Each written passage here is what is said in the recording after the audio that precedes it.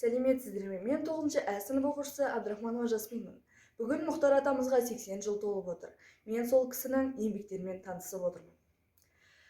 КСРО халық депутаттарының бірінші съезінде Мәскеуде, Кремльде 1989 жылы белгілі ақын, қоғам қайраткері Мұхтар Шаханов атамыз батыл мінез көрсетіп, желтоқсан қозғалысы кезіндегі шындықты батыл айтып, ерлік көрсеткені барлығымызға аян. Бүкіл 15 республиканың депутаттары жиналған жиында ақыраңдаған азулы Мәскеудің басшылығынан қорықпай, бүкіл шындықты жайып салған, желтоқсандағы жастарды қорғап, Кремльдің айуандық жасаған істерін бетіне басқан Мұхтар атамыз еді. Мен бүгін сол бейнероликті көріп, Мұхтар атаның өжеттігіне таң қалудамын. Сіздерге сол бейнероликті ұсынуды жөн көрдім. Не поднимаем вопроса о декабрьских событиях в Алмате 1986 года, когда против мирных демонстрантов впервые в стране были применены саперные лопатки, служебные собаки, девушек избивали дубинками, кирзовыми сапогами. Все это происходило тогда, когда еще не было общеизвестного указа о демонстрациях, митингах. От общественности до сих пор скрывается число жертв среди демонстрантов. По неполным данным, около 2000 человек было арестовано. Многие из них осуждены к длительным срокам лишения свободы. Тысячи исключены из учебных заведений, уволены с работы.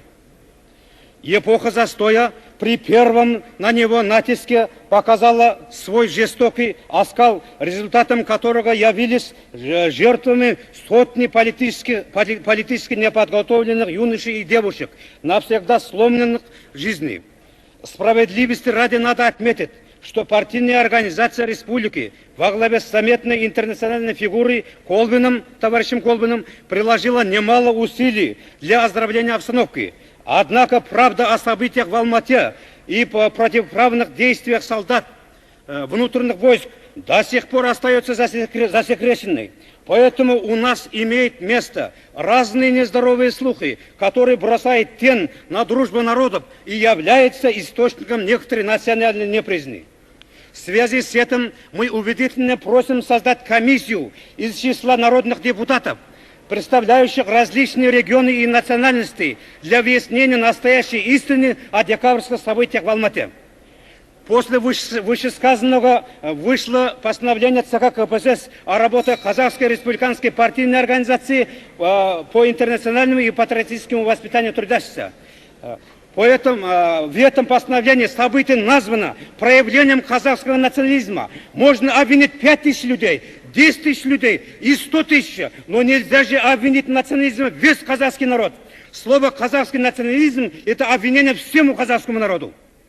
Поэтому мы обращаемся с просьбой об восстановлении справедливости, снять с народа суровый